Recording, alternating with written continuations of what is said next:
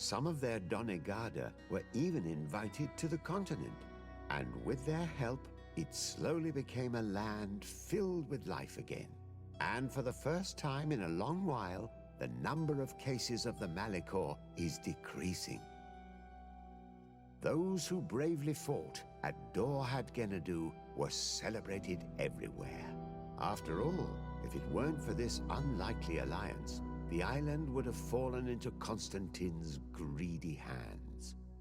This victory allowed Siora to become the Marl of her village, but she often leaves to be reunited with the one she believes to be her soulmate. Sieglinde took Kurt as an advisor, but he insisted on keeping his place alongside his former student and friend, watching his back, as he always had. Afra set aside her weapons and went back to her research on the native culture and flora of the island. It is said that she is even writing a book with the help of Dunkas's clan when not visiting her friends. For his bravery, Vasco was awarded the rank of commander. He now travels the sea at the head of a whole fleet, but he often comes back to visit his brother-in-arms. Petrus's ambitions have finally been fulfilled. He obtained the much-coveted title of Cardinal. Despite the responsibilities implied by such a title, he still sometimes visits the one he calls his child.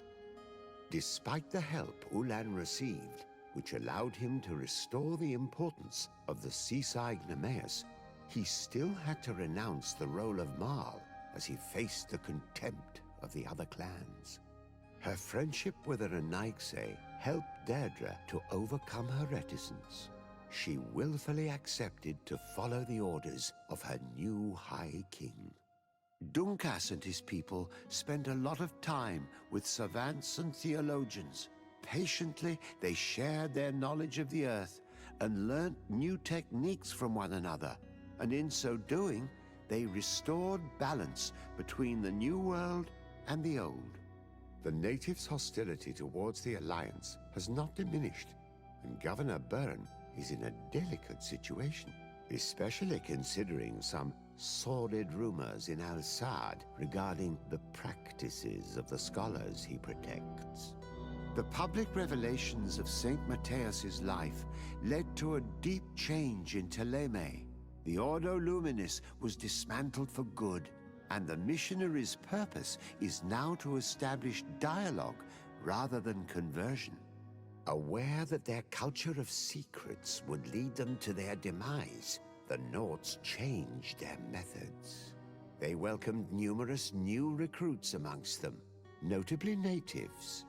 Under Sieglinde's control, the Guard returned to the honorable values that had made its reputation. And they did so all the more easily now that their shadiest members were out of the picture. Alas, the De Vesp's arrival didn't bring peace to this island. Their scheming left its mark. Some of the people of New Serene still believe the lies they spread.